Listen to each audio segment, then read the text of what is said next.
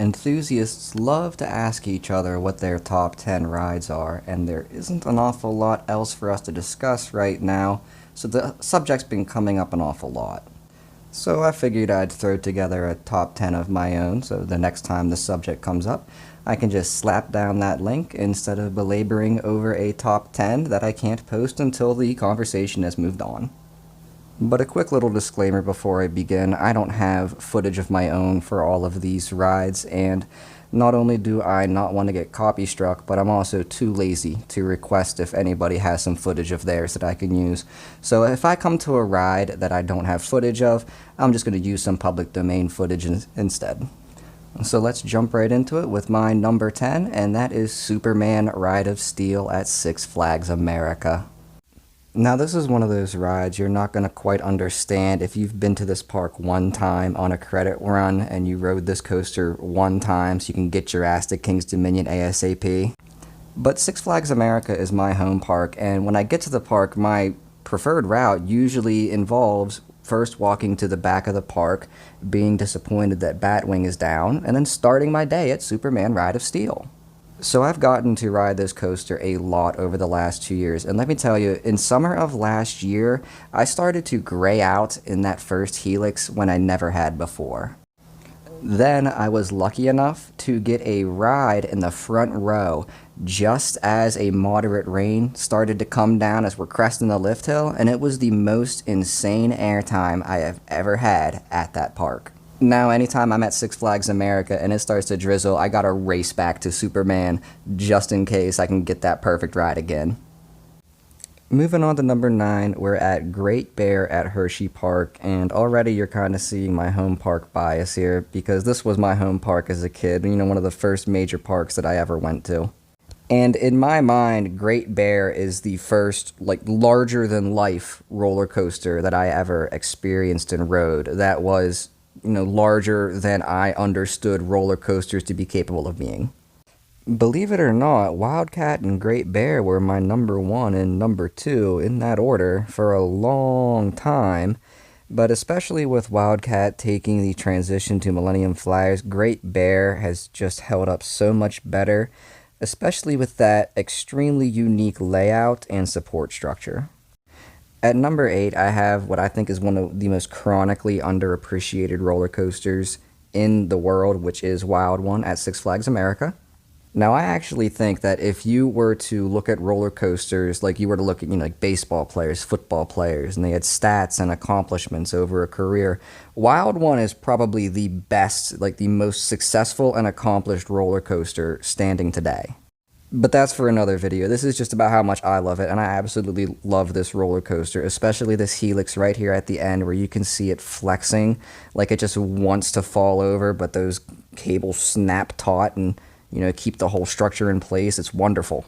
But it's not just that ridiculous helix at the end. It's the drop, it's the double up and the double down, it's, the tunnel through the structure from the sea coaster. It's just everything. I absolutely love this coaster. This is my number 2 Woody, and if you haven't ridden Wild One, get to Six Flags America and ride it. It's awesome. Number 7 is Steel Curtain, and this ride's inclusion is strange, if only because I only have one ride on this roller coaster, but oh my god, what a ride it was. I anticipated this ride opening all season, and my older brother lives in Pittsburgh, so he was going to come out and join me whenever the coaster opened for a ride, which we hadn't done in a long time, so that kind of helped the experience as well. I waited 3.5 hours to get a front row ride on this seat, which is something I haven't done since Millennium Force. But ultimately, it was worth it. This is just an awesome ride. There are so many great things to say about this. Some things I think don't get appreciated enough. The view on the lift hill is just absolutely astounding. Nobody wants to talk about views on lift hills, but honestly, I'm the kind of guy, that's one of my favorite parts of the roller coaster. You get to be up at this vantage point that people rarely get to be in and, see all over the place. And, oh my god, you look to the right and you have, the whole city of Pittsburgh and the river right there. It is stunning. Then you drop right into the world's tallest inversion.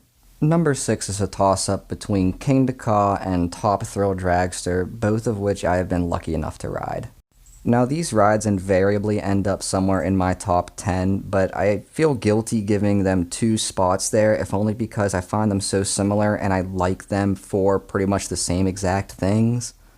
Which would, of course, be just the things you expect. I mean, that absolutely absurd cable launch, that directly vertical drop down, staring straight at the ground, it's absolutely tremendous on either ride. Now, if you ever ask me to pick between the two, I probably am going to lean toward King Dakar, and it actually is because of that second airtime hill, strangely enough. Now, I'm not getting any more airtime than anybody else, which is to say none, but I just actually find it mentally strange when you're barreling down that hill toward that tight drop, and I know that the laws of physics will bring the brakes into play, but the back of my brain, the lizard part, doesn't want to totally accept that right away.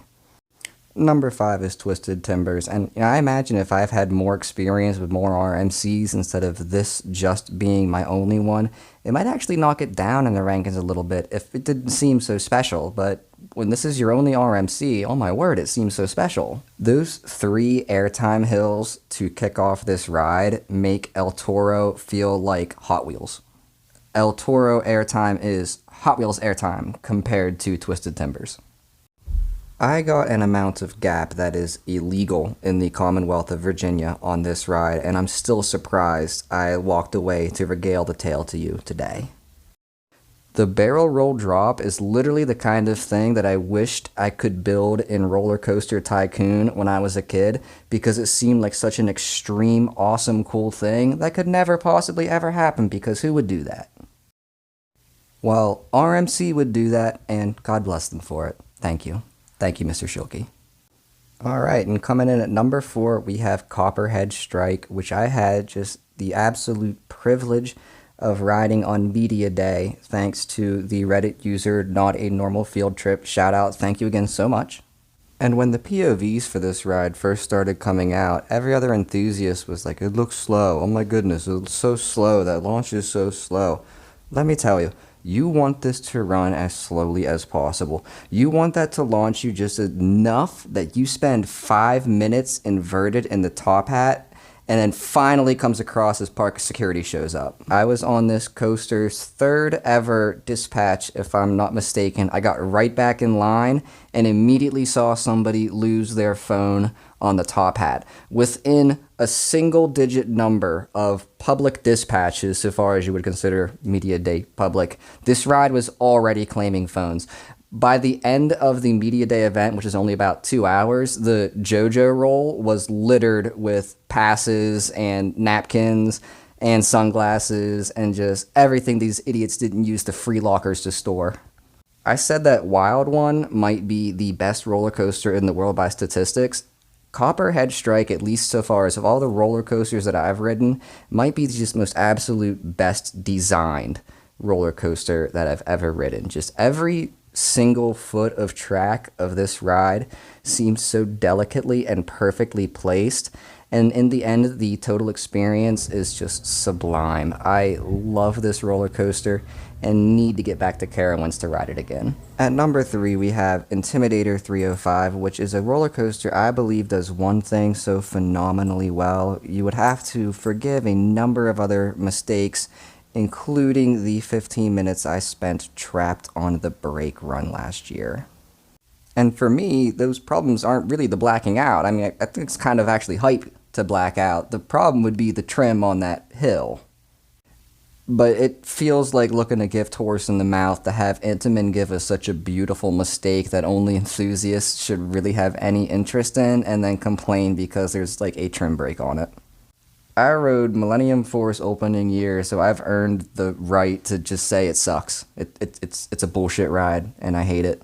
But Intimidator 305 is everything I thought Millennium Force was going to be. Just overwhelming sense of speed, transitions that would snap your neck, impossible intensity, something that, you know, would really appeal to the true enthusiasts instead of just anybody that would walk up to a roller coaster. That's just me. I like I-305. Maybe you like Millennium Force, but Millennium Force sucks. Getting to the runner-up, we have Sky Rush at Hershey Park, and this is another similar circumstance to Intimidator, where we have A mistake from Intamin to thank for a really incredible ride. I actually resent a lot of the criticisms against the restraints for this ride because, being blunt, I figured out how to put them on, and if you didn't, that's on you. Get good, nerd. Enthusiasts make Hershey Park out to be a joke because they bought this ride and they're gonna tear it down in like 6 years. We shouldn't be doing this. Oh my god, we should be thinking of our own self-preservation here. When someone like Hershey Park builds a ride like Sky Rush, we shouldn't be denigrating them. We should be like holding them in our warm embrace as they cry on our shoulders, assuring them that we're here for them. We will ride your ride. We will enjoy your ride. No, apparently not Sky Rush. This ride fucking rules. Get over it. And in the top spot, what else but Phoenix at Knoebels Amusement Resort in Ellisburg, Pennsylvania. When I see a review for this ride, and the review was essentially that, I thought Phoenix Airtime was going to be so special, and then Phoenix Airtime was not special, my most immediate reaction is just, liar? You're lying. Why do you lie to the people? There is not anything else in riding a roller coaster that's like Phoenix Airtime. People talk about riding defensively in the sense of like having to get into the restraint the proper way and having to brace yourself for these inversions. Riding defensively on Phoenix means making sure your thighs hit the bar so you aren't ejected. The last two coasters on this list were so great because they were happy mistakes. The happy mistake here is that this is allowed to exist at all. Oh my word. We should all be giving ourselves a collective pat on the back that nobody has ravened this into being taken away. And if they already have, thank God Knoebels was able to cover it up. If Twisted Timbers Airtime makes El Toro Airtime feel like Hot Wheels Airtime, then Phoenix Airtime makes El Toro Airtime feel like when you drive over a hill a little too fast. Phoenix Airtime makes El Toro Airtime feel like you looked up the definition of airtime in the dictionary and were like, huh. The next time you see a review for Phoenix and they act like the airtime is not special, just call them a liar because they're lying. Also, honorable mention because it's not a roller coaster, but Wahoo River, that shit's my jam.